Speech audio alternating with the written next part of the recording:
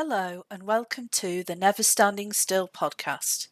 My name is Stephanie, and in this podcast episode I'll be sharing with you the story of humanitarian Lady Ryder of Warsaw, better known as Sue Ryder. 2024 marks the centenary of the birth of this remarkable woman in Yorkshire, England, yet today most people only recognise her name for her charity shops, for which she was a pioneer. A smaller amount may know someone who lived in one of her hospices, yet there is so much more to discover. Stay with me to learn about her phenomenal life, from looking after spies in the Second World War to establishing a worldwide network of homes and projects to help those that needed it, an inspiring act of remembrance in a personal mission to ease the suffering experienced in the Second World War and beyond. This episode we'll delve into Sue's early life. I feel I can call her Sue, but perhaps not if I ever met her.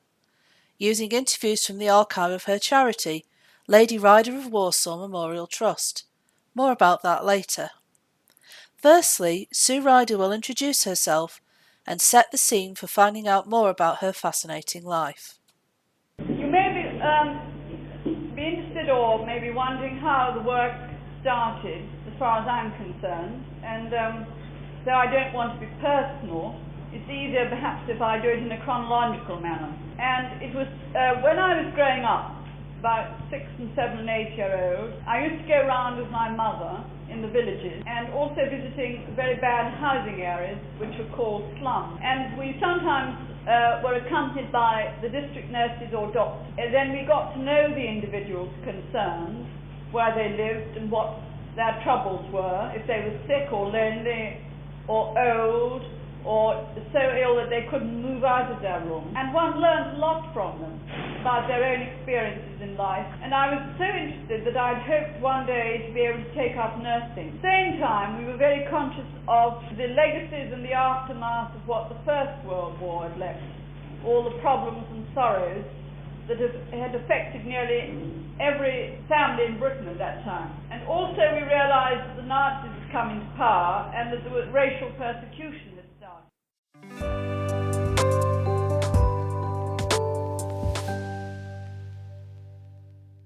Sue wrote a rather hefty autobiography, Child of My Love, which is very useful for an overview of her early life. Her childhood, for want of a better description, sounds idyllic, but with an early awareness of the privilege she lived in. This was instilled in her by her mother, Mabel, one of those women of her time and class who were wealthy and spent their time in an early form of social work. This would instill in Sue values of social responsibility that she maintained throughout her life. Sue was born Margaret Susan Ryder on the 3rd of July 1924 in Leeds, Yorkshire, the youngest child of a large blended family. Her father Charles had been married before, and Mabel was his second wife. Sue was the youngest of 10. There is some confusion about her birth year, as Sue would give this as 1923, but the archivist in me made me check the birth register. She was born in 1924. The family were wealthy. Charles Ryder had been director of Tetley Breweries and was a gentleman farmer. The family lived at Scarcroft Grange on the Leeds to Wetherby Road with servants and a grand garden and farm estate. They moved to another large house and estate at Greats Thurlow in Suffolk for 4 months of the year every year. The family would travel down on a special railway coach reserved for them and their luggage, marked with red tape. However, the depression of the 1930s hit Charles Ryder's finances, and the Leeds estate was given up. Great Thurlow became their home. Sue was educated at home until she was sent away to boarding school. This meant being taught by her mother, and she had tutors for music, French and dancing. She was involved with her father's work managing their estates, which included looking after her own small herd of Jersey cows and helping her sister in the dairy. One specialty was making butter and Devonshire cream. From her autobiography, both of Sue's parents were keen to involve her in their lives and pursuits, and alongside being involved with the work of the household servants, it sounds a very busy childhood. Here Sue gives an example. I was asked earlier to mention how I first became involved in doing this work, and the answer very simply is that I grew into it as a child. I went round with my mother, who was a very ardent worker for slum clearance in Yorkshire, And then together in the villages, we used to visit those who were housebound or old or unable for some reason or other to leave their rooms and cottages. And I learned a lot with her. Sometimes we were accompanied by the doctors or the district nurses, and it was my dream in those days as a child to take up nursing or medicine. Being sent away to prep school as a weekly boarder, aged 9, appears to have been a shock, but her father believed in discipline and self-reliance and had impressed on Sue the importance of learning a trade or profession, so early plans to run away lost their appeal. Sue joined Benenden School in Kent in 1936, aged 12. School subject loves were economics, domestic science, and her hobby was listening to music. Sue gained the Westminster Diploma for Domestic Science. School anecdotes show a mischievous child who loved a practical joke, as can be heard in this talk to an Australian school, where she mentions how she and her school friends encouraged the speaker to speed things up. When I was at school some time ago, we had a lot of people who came and gave us talks on many different subjects, but there was one who didn't really have much idea of time, and well, he was known for this, and he read beautiful prose and poetry, but he used to go on for hours. And I'm afraid one day in domestic science, it was called then, put some hot pepper in his soup, and it had the desired effect, because that particular lecture, he seemed to be more alive and conscious of time. As she has already said, Sue developed an interest in nursing, and according to her autobiography, after leaving school in 1940, aged 16, trained at a local hospital and took examinations. But in a way so characteristic of Sue's personality, she never quite says which hospital or in what type of nursing. When she volunteered to serve in the Second World War, her record says she has qualifications in cooking, first aid, home nursing, and anti-gas, perhaps something to do with preparations for gas attacks on the home front. Interestingly, Benenden School was evicted to Newquay before the Battle of Britain in July 1940 and became a casualty clearing station. This might explain Sue mentioning nursing soldiers evacuated from Dunkirk, May to June 1940, in her autobiography. Perhaps she volunteered there.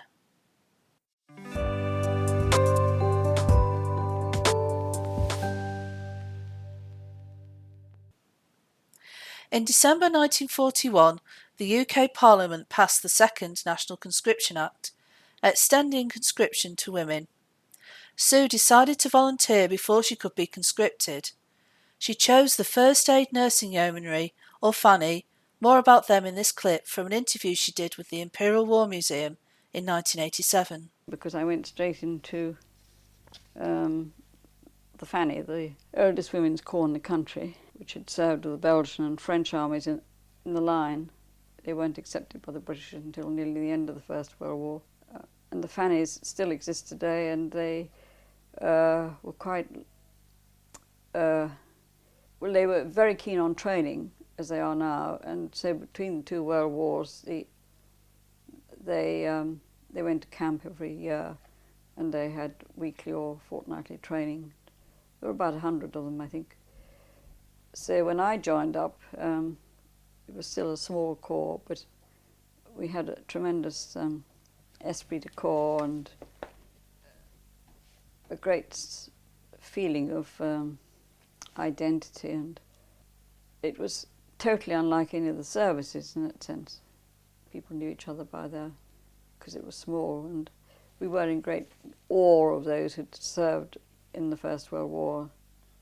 We called them sort of battle axes, but they were really women who'd had a tremendous experience in the line with Belgian armies and the French. They'd won a lot of awards, and they were quite rightly very strict. What made you decide to join the FANYs? Well, I didn't want to be mobilised. I Why? thought I didn't want to be mobilised or called up. Why not? Well, if there was something voluntary to do, then better to go in for that.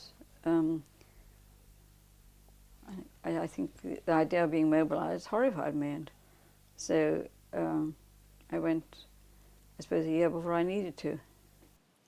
To find out more, I spoke with Lynette Beardwood, herself FANY, who has worked in the archives of the First Aid Nursing Yeomanry, who have Sue Ryder's war service record. We took some time to take a look at the file together over Zoom. They were founded in 1907. Yeah. Which makes them the oldest uniformed women's organisation still in existence.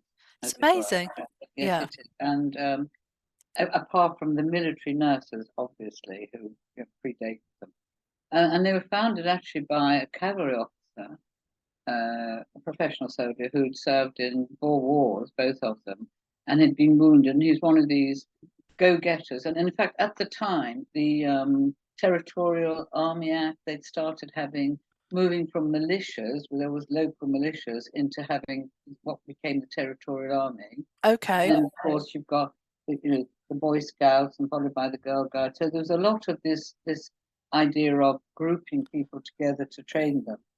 And so this fellow, Captain Baker, Edward Baker, who was originally a sergeant major in the Guards, he'd been wounded, and he'd noticed that a lot of the casualties, the fatalities, were caused because they were not able to evacuate people from the battlefield to the casualty clearing station, and so people would have survived had they been able to be evacuated. So he had this idea, and he decided it was going to be women, and they were mounted, and the original idea was that they were going to ride onto battlefields and scoop a soldier up on the back of the horse and gallop off to the nearest first aid post.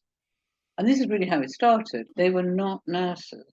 They'd had to do paramedical training.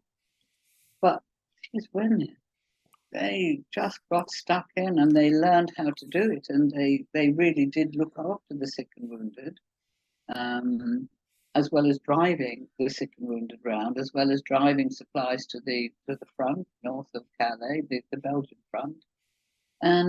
But it's really quite remarkable that these women from very cushioned backgrounds got stuck in and were actually, cleaning sick and wounded men with typhoid, men with, pneumonia, men with God knows what, men with shell shock, as well as injured, militarily injured, scrubbing floors, and it's kind of like there's always been this very practical aspect to them. So although people think the FANY, it has a bit of a glamorous ring to it because of the agents in World War II, they always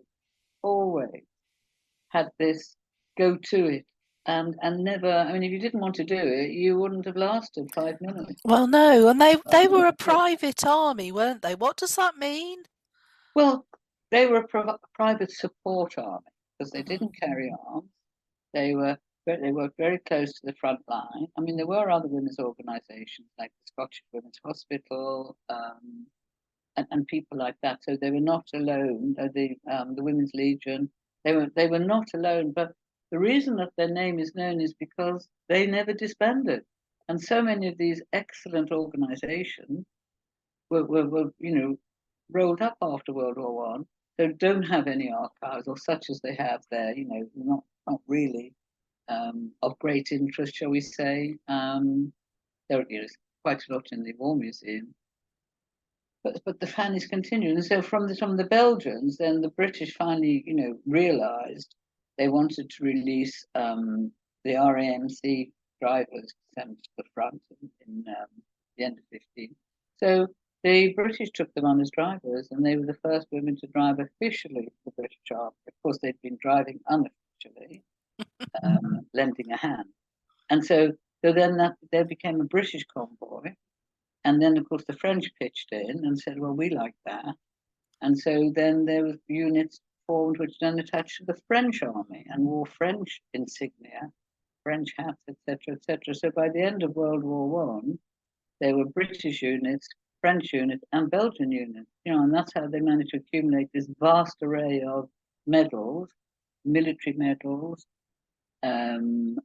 British, Croix de Guerre, Légion d'honneur, Order of Leopold II, gallantry medals, as well as a whole raft of service, campaign medals. In our medal collection, of which sadly we don't have a huge number, but dispersed throughout the world in private collections and museums, is just phenomenal. Very interesting. So January 1942, there's this young woman signs up and she offers her services as a cook. So she was then sent to, they were Overthorpe Hall, Thorne Park, etc., north, all around St Albans, all around there, yeah, Banbury, where all the Poles were being trained. A lot of Fannies working attached to Poland went to Scotland because the Polish army was then given Scotland as their headquarters. So other Fannies, who we call Polish Fannies, yeah, because they had Polish insignia on their on their jacket, and they were in Scotland and stayed in Scotland again, doing welfare work, doing support work, etc., etc. So basically, they'd recruited, they were training these SOE. So they're all what we call free Fannies recruited into special operations executive in a whole variety of roles, including forgery, signal, the big one. They trained as signalers, and they were all the radio stations around Banbury, Bicester, where all the SOE stations were. That's where the Fannies were, not Morse code, yeah, receiving and sending to basically the agents in Europe. Well, let's talk about Sue. I know we've chatted before that it's a bit mysterious how old she was when she signed up, but if we take her birth date, which is registered with the GRO in July 1924, when she signed up, and we know that she signed up because she didn't want to be conscripted, so she volunteered, she was 17 and a half. So is that a usual age for people signing up with a Fanny at that time? Yes. Well, no, you had to be 18. Okay. And there were 2 or 3, but she wasn't actually officially entered until, as you noticed, January 1st. Okay. Yeah. Right. But in order to be, you needed your parents' permission. You couldn't do anything until you were 21. Yeah. So whatever she did, she was doing with her parents' permission, right? Yeah. And she certainly wouldn't. I think there's a couple of them. Perhaps they were 18 in. I mean, she would have been 18 in July. Yes, yeah, she was in her 18th year, but yeah, she wasn't 18 yet. Exactly. And so because they were only going up to to cook in etc. But she certainly never did that in 1939. No, she didn't. She can't have done. She was still at Benenden School. So let's talk a bit about Sue and working as a cook. We've got quite a few nice remembrances and reminiscences in some of the books that have been written about this period of time, and it includes Margaret Pawley. We've been mentioning her, a book called In Obedience to Instructions, which is about Fanny serving in the Mediterranean during the Second World War. So it's clear from those reminiscences that when we talk about them being cooks, especially when they were out in the field abroad, this was really magicking things up out of nowhere in extremely basic cooking facilities. Just like World War One. I mean, people now. I mean, we have the same in the Corps. Some of our youngsters tend to kind of hero worship agents who were parachuted into France and shot, which is, quite rightly, great admiration. But what these young women, these young women were put on a ship going out of Liverpool across the Mediterranean. Don't forget, when 8 Fannies went to the bottom of the sea, going from Kenya to Ceylon, Japanese submarine. We lost 8, we call them Kenya Fannies, 8 Kenya Fannies. The ship went down in about 3 minutes. 1 survived. It was the greatest loss of female personnel because there were 9 Fannies on board. 1 survived. Wrens and army nurses, and they were being shipped over to, because it's a big signal. They were all signalers, yeah. Yeah. And people who were, like Sue and the gang, as it were, They were working, intense in the desert, trying to provide food because armies do march on their stomach, and it doesn't matter what they're going to do. You cannot function unless you have your bodily functions taken care of. Of And so, course. and these people, these women who, and young girls, I mean, they were shipped from Liverpool 1943, early, sometime, November 1943. So the maximum, some of them were 19, had never been out of England. I'm sure most of them, had really not been out of home for very long, not been out of school, and put on this ships and sent to North Africa, or to Cairo, or to, in the end, and then, when they started sending further afield into, Burma, and then on to, etc. It's phenomenal. I mean, phenomenal stuff. And yet, oh, well, they didn't get the George Cross, no. And so no need to big them up, because I just think they were terrific. Yes, yeah. The circumstances and the situations, and the fact that they were able to write about it with a degree of humour. And they weren't just doing things like that, though, were they? Because Sue could drive. She learnt to drive a tractor. Father was a gentleman farmer and had large estates, and the family were very involved, and she already knew how to drive a tractor, at least when she signed up. But from her her autobiography, Child of My Love, she also talks about how they were doing first aid nursing. And yet they were paramedics. I mean, Yeah. everybody who joined the FANY, Free FANY, had to do the basic FANY training. And everybody, right? And that meant, scrubbing floors at Overthorpe Hall, it was called, etc. Paramedics, Morse code. You had to do it. You would not be proficient enough to be an operator, but you had to learn it. And it's still like that. I mean, we don't do the Morse code anymore, but, and we don't scrub floors, fortunately. But in camp, it's, because when we go to camp, and I say we, I mean, I'm retired now, I'm not active.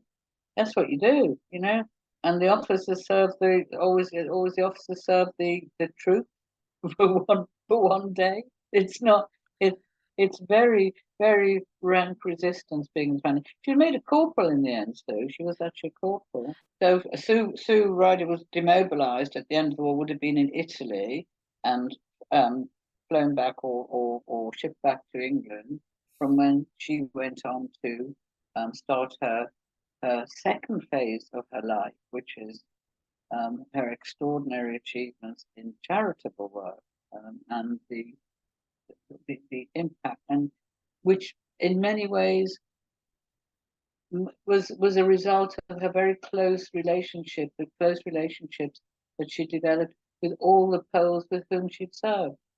And as for the FANY, again, similarly to post-World War One, they were not disbanded, because they were independent, and have continued since then as an independent, still all female, still all voluntary, still uniformed unit, which works for the civil and military authorities, ranging from the Foreign Office to the British Army, to the Metropolitan Police and the City of London Police. And it is a cohesive unit based in London, based in Wellington Barracks in London, and whose volunteer work encompasses a huge range of talents.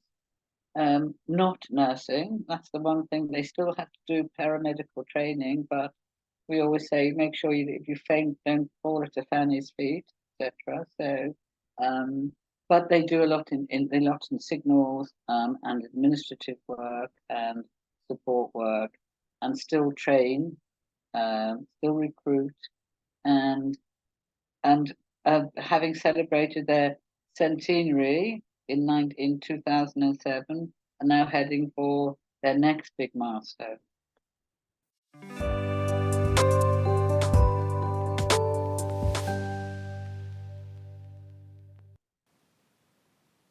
From Sue's FANY record, we know that she did her basic training in Ketteringham in 1942. From there she was assigned to MOI Special Projects and was posted to Special Training School 17 at Brickendenbury in Hertfordshire, where Poles were trained. Her job was as a cook, but also to escort agents to training courses, maintaining vehicles and looking after agents, known as bods, as they faced a precarious future. Intense, brief friendships were often formed. In 1943, this work was expanded to Italy, and Sue was one of 12 sent there by boat via North Africa to continue the work, catering for 80 service personnel in extremely basic conditions. The rest of the war was spent serving throughout Italy, culminating in Rome just after its liberation in June 1944, where she had the luxury of sleeping in a proper bed and having a bath. In 1945, Sue was posted back to the UK to the Polish canteen at Fairmile Head near Edinburgh, and was demobbed in 1945. Her file says, in consequence of taking up relief work abroad. In this clip, Sue talks about the impact this period of time had on her and why she decided to do so. While I had the privilege of serving with special forces, men and women, in the resistance, and those captured by the Gestapo and sent to Nazi concentration camps, where 20 million people of over 30 different nationalities were killed. The events and scenes of those overcrowded days made an immensely deep and unforgettable impression on me. As one of the relief workers, I could only hope and pray that such unparalleled suffering and grief would never be seen anywhere on the same scale in the world again. I learned from their example many things, particularly the way they upheld human dignity and their sense of humour, sense of values, in the midst of the impersonal, almost inhuman conditions in which they existed. Very many of them were sick and never regained their health. A world which seemed apart, and where materialism and selfishness as yet had found no entry, for poverty was shared by all. I strove as best I could to help, first in the dreary and dreadful camps and overcrowded hospitals, later going on to found small homes for the sick survivors and their children in Poland, Yugoslavia, Greece and Israel. This help offered to the survivors and many others of different nationalities and creeds who are still in great need in various parts of the world would, it was hoped, be a living memorial to those who paid so great a price in the fight against evil and in the service of the Allies.